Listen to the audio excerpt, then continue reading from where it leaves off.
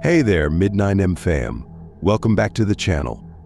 Today we're diving into a chilling tale that'll leave you questioning the nature of time and memory. Imagine this: you know your wife's death is inevitable, a truth you've known since childhood. You can't stop it, no matter how hard you try. But here's the twist: you're cursed with a bizarre form of reverse amnesia, forgetting the past while carrying the burden of future knowledge. Will you subscribe to join me on this journey of a man haunted by the memories he can't hold on to? Hit that like button and share this video with your friends. Let's unravel this haunting story together. Her death is a fact I've known since we first met as young children. Yet I can do nothing to prevent her untimely demise, no matter how badly I want to. She made me promise, swear never to tell her the inevitable truths of the future. Even had I tried to do so, it wouldn't have mattered. We weren't meant to know the end. That's what makes life beautiful, she said. But they're just words written down in a book, a reassuring lie. I don't remember. That'll be it.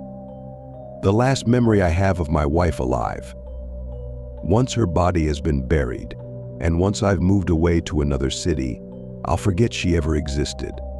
All I'll be left with is a hole in my heart that I won't be able to fill until the day I finally die. Because that is my curse, to remember everything from my own future, but nothing of the past. To the best of my knowledge, I've always been this way.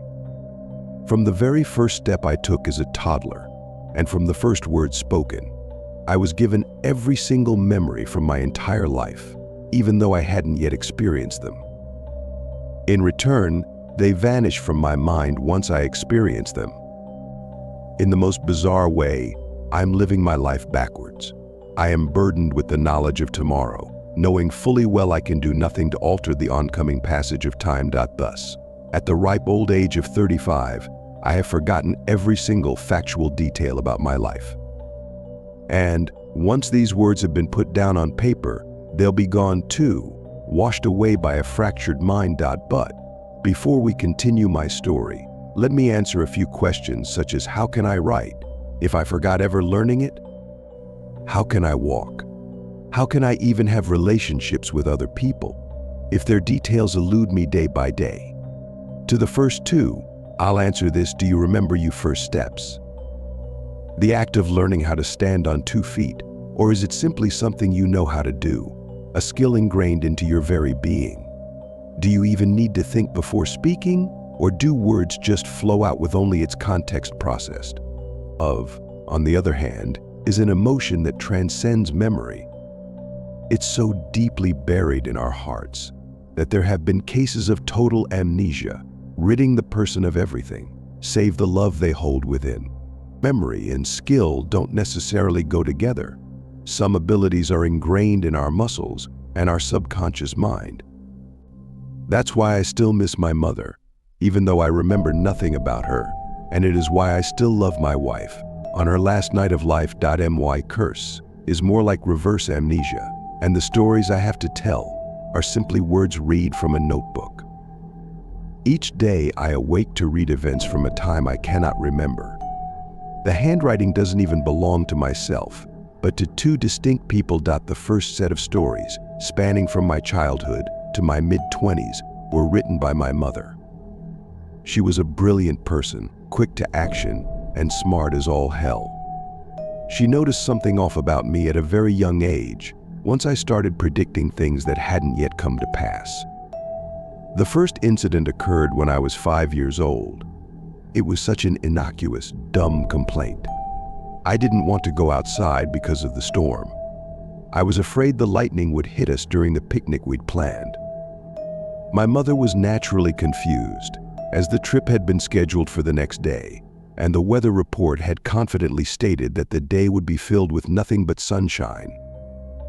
Then, as the next morning arrived, my mother was shocked to see that my predictions had come true. Baffled, but still skeptic, she wrote it down in her own diary as little more than an oddity. Just a year later, my mother found me crying in my room. I was distraught because our cat had died. She sat down and started to comfort me. Sure, our pet was of advancing age, but he still remained healthy, as curious as ever. In the middle of my frantic cries, the cat just walked in, Checking what the commotion was about. A month later, he passed peacefully in his sleep. A good old cat who lived a great life. As I grew older, I quickly learned to separate past from future. My mother had already put two and two together, and she knew my life would be a complicated one full of challenges. Because of that fact, I had difficulty making friends. Back then, my wife, Lucy, lived next door, and even she figured out something was weird about me. To her young mind, it seemed more of a superpower than a curse, and she eagerly promised to help keep my secret. Whether my ability was a gift or a curse, my mother never loved me any less. Instead, she took it upon herself to write down whatever moments we shared. That way my life, though not remembered, would never be forgotten. She did her best to make my life manageable, but despite her best efforts, it was a painful journey not just for myself, but for those who loved me. Of course, she never blamed me. After all, it wasn't my fault. But, as all people eventually do, my mother passed away. It's something I can't correctly recall, but the emotion connected to the event lingers firmly in my heart. It was my 22nd birthday, and we'd booked a table at a decently fancy restaurant. Whether the food was good or bad, I can't remember. All I know is that on that day in particular, it was raining. On the slippery roads, my mother was supposed to drive. As she turned a foggy corner, she was hit by a drunk driver who didn't react in time to stop. She died then, on my birthday, and I couldn't accept it. So I died something horrible and changed it. That's the day I learned the true curse of my condition. I did everything I could to convince my mother not to go. I begged her to stay at home, threatened that I wouldn't show up for my own birthday if she as much as set a foot outside the house. Thanks to my tantrum, my mother agreed to stay at home. She was smart enough to know something terrible was about to happen and didn't press the matter any further.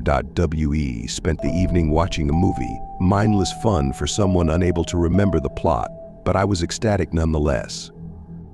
I thought I had changed the course of history. My mother never left the house, and as a result, she was never hit by the drunk driver. But that's the funny thing about fate. There's nothing that can stop it. In the end, my efforts were fruitless. Because she was supposed to die. That night, her soul, spirit, essence, whatever the hell you want to call it, vanished. Her time had come, and though I had hindered the death of her physical body, she was taken away from me. It wasn't until the next morning, before I noticed something was wrong. I found her sitting at the edge of her bed, unresponsive and catatonic. None of the doctors could explain it, as all her vitals appeared fine. Despite being physically healthy, she was just gone. I learned that day that I cannot save anyone who fall victim to the cruel judgment of destiny. In the end, whenever I tried, it only made things worse. The worst part is that since I never actually experienced her death as it was supposed to happen, it's the only memory of my past I still remember, though it doesn't match up with reality. In my mind, she was hit by the drunk driver, but according to every available document, she spent her final years in a coma, only dying once her body finally gave out. By the time of my mother's death, my girlfriend had known about my curse for years and took it upon herself to take over the task of recording my life. Each event, important or minor, was jotted down into the same notebook that my mother had carried around for so many years. To this day, I don't know what I've done to deserve such an amazing woman. Despite my complicated life, she still loved me. It was odd, though, having known each other since children.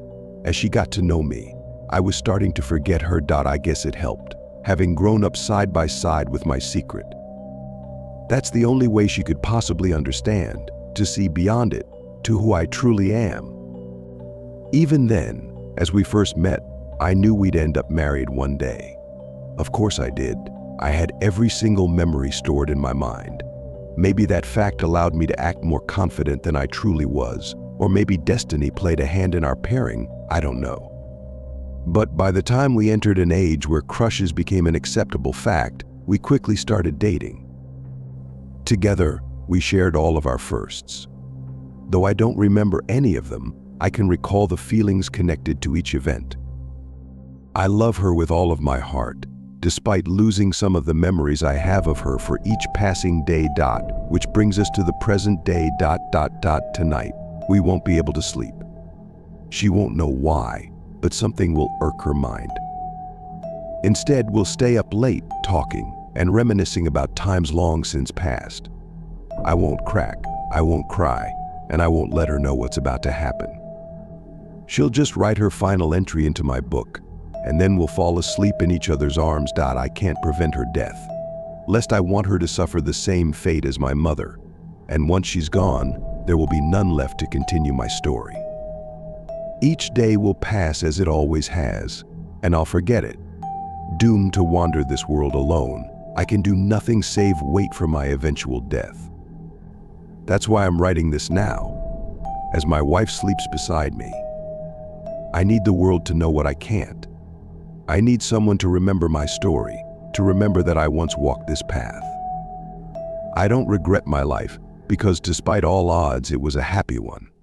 It has filled with love, and despite my memory being lost, I know there will a trace of my presence, rippling through time itself. Life is not a certainty. Don't treat it like tomorrow is a given. It might never come.